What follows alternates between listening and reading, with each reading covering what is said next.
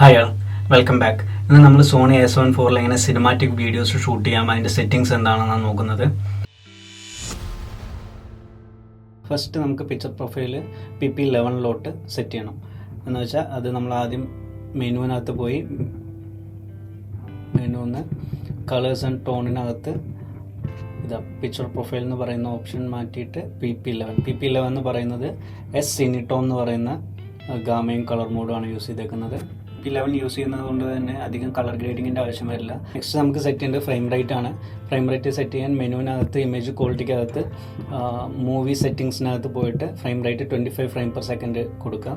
അപ്പോൾ ഒരു സ്മൂത്ത് ആയിട്ടുള്ള നമുക്കുള്ള ഒരു നാച്ചുറൽ ഫിലിം മോഷൻ നമുക്ക് കിട്ടും. സ്ലോ മോഷനും കാര്യങ്ങളൊക്കെ യൂസ് ചെയ്യാൻ പ്ലാൻ ചെയ്യുന്നുണ്ടെങ്കിൽ 100 50 ഫ്രെയിം പെർ സെക്കൻഡ് കൊടുക്കുക. ഇവിടെ റെക്കോർഡിംഗ് സെറ്റിങ്സിനകത്ത് 10 ബിറ്റ് ഹയർ വാല്യൂ തന്നെ കൊടുക്കുക. 10 ബിറ്റിന് 422 10 ബിറ്റ് കൊടുക്കുക. നെക്സ്റ്റ് വന്നിട്ട് ഷട്ടർ സ്പീഡ്. ഇപ്പോൾ ഇവിടെ 25 ഫ്രെയിം പെർ സെക്കൻഡാണ് നമ്മൾ ഇത് കൊടുത്തേക്കുന്നത്. അപ്പോൾ എത്രയാണോ ഫ്രെയിം പെർ സെക്കൻഡ് അതിൻ്റെ ഇരട്ടി ആയിരിക്കണം ഷട്ടർ സ്പീഡ്. സോ അത് നമുക്കിവിടെ 50 ആയിട്ട് സെറ്റ് ചെയ്യാം. കാരണം 25 ഫ്രെയിം പെർ സെക്കൻഡാണ് നമ്മൾ യൂസ് ചെയ്തേക്കുന്നത്. അപ്പോൾ ഇവിടെ 50 ഫ്രെയിം പെർ സെക്കൻഡ് ആയിരിക്കണം ഷട്ടർ സ്പീഡ്.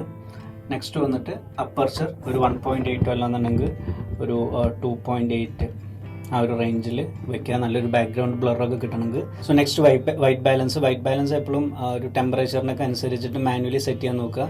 അതിന് മെനുവിനകത്ത് എക്സ്പോഷർ ആൻഡ് കളേഴ്സിനകത്ത് വൈറ്റ് ബാലൻസ് പോയിട്ട് ഓട്ടോ മാറ്റിയിട്ട് കെൽവിൻ എടുത്തിട്ട് കെൽവിനകത്ത് നമുക്കിവിടെ പോയി കഴിഞ്ഞാൽ നമുക്കിത് കൂട്ടാനും കുറയ്ക്കാനും നമുക്ക് പറ്റും.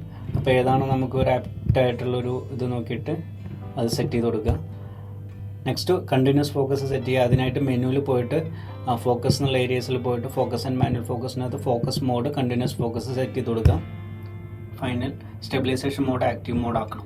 ഈ ഫസ്റ്റ് ഷൂട്ടിംഗ് എന്ന് പറയുന്ന മെനുവിനകത്ത് ഇമേജ് സ്റ്റെബിലൈസേഷനകത്ത് സ്റ്റഡി ഷൂട്ട് എന്ന് പറയുന്ന option make it active. Okay, so ഇത്രയാണ് നമുക്ക് ബേസിക്കായിട്ട് ചെയ്യേണ്ട കാര്യങ്ങൾ. സോ ഇത്രയും കാര്യങ്ങൾ ഓരോ പ്രാവശ്യം ചെയ്യാൻ ബുദ്ധിമുട്ടായത് കാരണം കൊണ്ട് ഇതെല്ലാം കൂടി ഫംഗ്ഷൻ എന്ന് പറയുന്ന ഈ ബട്ടണകത്ത് അസൈൻ ചെയ്ത് വെച്ചേക്കുവാണ്.